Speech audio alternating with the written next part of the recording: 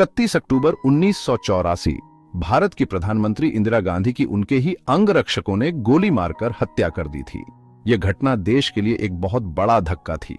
इंदिरा गांधी ने 1980 में दोबारा प्रधानमंत्री का पद संभाला था, लेकिन 1984 में ऑपरेशन ब्लू स्टार का बदला लेने के लिए इंदिरा गांधी की हत्या कर दी गई। इंदिरा गांधी की हत्या के बाद पूरे देश में दंगे फैल गए, पूरे देश में बहुत हिंसा हुई। इंदिरा गांधी की हत्या करने वाले सिख थे, इसलिए विशेष रूप से सिख लोगों को निशाना बनाया गया।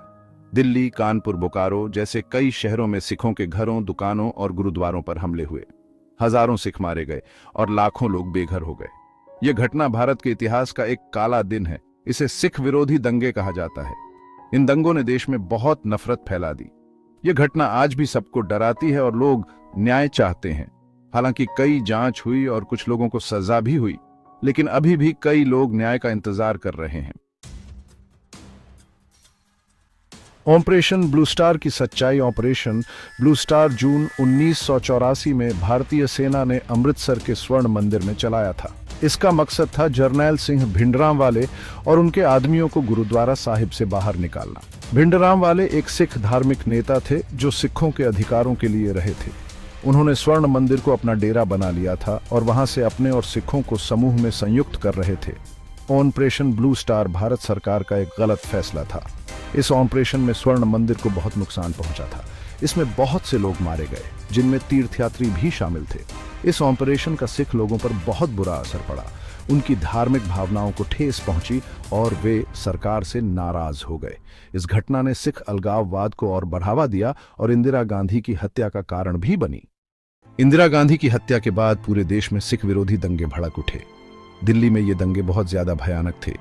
भीड़ ने सिखों के घरों, दुकानों और गुरुद्वारों को आग लगा दी। हजारों सिखों को जिंदा जला दिया गया, मार डाला गया या उन्हें अपने घरों से भागना पड़ा। दिल्ली में कई दिनों तक कर्फ्यू रहा, लेकिन पुलिस और सरकार कुछ नहीं कर पाए। कई लोगों ने यह भी कहा कि दंगाइयों को कुछ कांग्रेस नेताओं का समर्थन था। सिख विरोधी दंगे भारत के इतिहास का एक काला अध्याय है।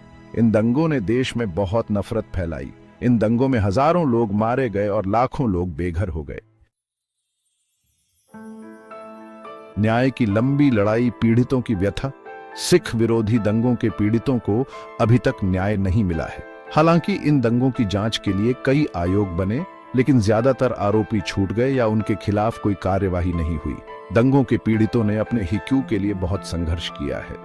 उन्होंने सरकार और न्यायालय से न्याय मांगा है, लेकिन उन्हें अभी तक न्याय नहीं मिला है। पीड़ितों की हालत बहुत खराब है। कई पीड़ित अभी भी झुग्गी झोपड़ियों में रहने को मजबूर हैं। उनके पास काम नहीं है और वे सरकार की दया पर निर्भर हैं। आज की स्थिति और आगे का रास्ता। सिख विरोधी दंगे भारत के लिए एक बुरा सपना है। ये दंगे हमें याद दिलाते हैं कि हमें सभी धर्मों का आदर करना जरूरी है। हमें यह सुनिश्चित करना होगा कि ऐसा फिर कभी ना हो। सिख विरोधी दंगों के पीड़ितों को न्याय मिलना चाहिए। सरकार को चाहिए कि वह इन दंगों की जांच करे और दोषियों को सजा दे। साथ ही पीड़ितों को मदद और घर भी देना चाहिए। तो आज भी हरे हैं। ऑपरेशन ब्लू स्टार जो इंडियन आर्मी ने स्वर्ण मंदिर पर की थी, सिख लोगों के लिए बहुत दुख की बात थी। इस ऑपरेशन का मकसद था उग्रवादियों को खत्म करना, लेकिन इससे सिखों की धार्मिक भावनाओं को ठेस पहुंची और वे सरकार से नाराज हो गए। स्वर्ण मंदिर पर हुए हमले ने सिख लोगों को बहुत दुखी किया। यह जगह सिखों के लिए सिर्फ एक धार्मिक स्थल नहीं, बल्कि उनकी आस्था और पहचान का प्रतीक भी था। इस घटना ने सिख समुदाय में बहुत गुस्सा और अविश्वास पैदा किया। ऑपरेशन ब्लू स्टार के बाद सरकार ने सिख उग्रवाद को खत्म करने के लिए कई कदम उठाए, लेकिन लोगों ने कहा कि सरकार सिखों के साथ गलत कर रही है। इससे सिख समुदाय और ज्यादा नाराज हो गया। आज 3 दशक से ज्यादा समय बीत जाने के बाद भी ऑपरेशन ब्लू स्टार और उसके बाद की घटनाएं सिख समुदाय के लिए एक बुरा सपना है। न्याय की मांग और उन घावों को भरने की कोशिशें आज भी जारी हैं। सिख विरोधी दंगे मानवता का कलंक। 1984 के सिख विरोधी दंगे इंदिरा गांधी की हत्या के बाद हुए भारत के इतिहास के सबसे बुरे दिनों में से एक हैं। इन दंगों में हजारों बेगुनाह सिखों पर बहुत अत्याचार किए गए। उनके घरों और दुकानों को लूटा गया और जला दिया गया। दिल्ली समेत देश के कई हिस्सों में सिखों को बहुत हिंसा का सामना करना पड़ा। भीड़ ने बेरहमी से सिखों पर हमला किया, उन्हें जिंदा जला दिया, उनकी हत्या कर दी और उनकी संपत्ति को नष्ट कर दिया। दंगाइयों को नेताओं का सहारा था और पुलिस भी कुछ नहीं कर पाई। सिख विरोधी दंगों ने भारतीय समाज में बहुत जहर घोल दिया।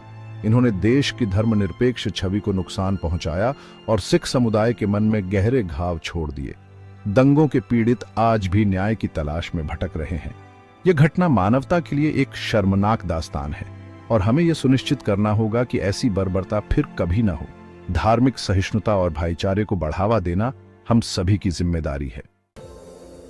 न्याय के लिए संघर्ष, आशा की किरण। सिख विरोधी दंगों के पीड़ितों के लिए न्याय की राह बहुत लंबी और मुश्किल रही है। कई सालों से पीड़ित और उनके परिवार न्याय मांग रहे हैं, लेकिन उनकी कोई नहीं सुन रहा। कई जांच आयोग बने, लेकिन ज्यादातर मामलों में दोषियों को सजा नहीं मिल सकी।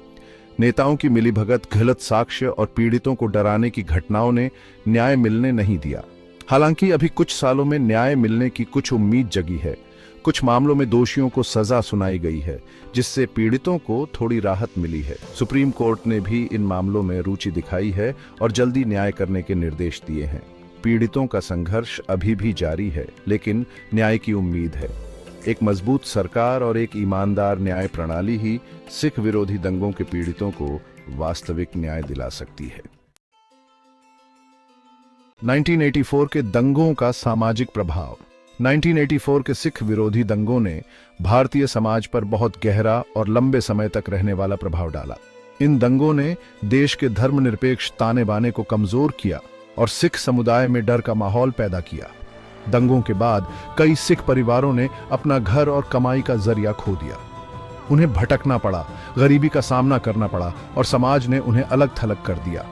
दंगों ने सिख युवाओं को भी प्रभावित किया और उनके मन में गुस्सा और अलगाव की भावना पैदा की। दंगों ने भारतीय राजनीति और मीडिया को भी प्रभावित किया। राजनीतिक दलों ने अपने फायदे के लिए धर्म के नाम पर लोगों को भड़काया, जिससे और ज्यादा नफरत फैली। मीडिया ने भी कई बार दंगों को भड़काने वाली बातें की। 1984 के दंगों के जख्म आज भी हरे हैं। इन जख्मों को भरने के लिए सच्चाई और न्याय जरूरी है। साथ ही हमें एक ऐसा समाज बनाने की जरूरत है जहां सभी धर्मों के लोग शांति और प्यार से रह सकें।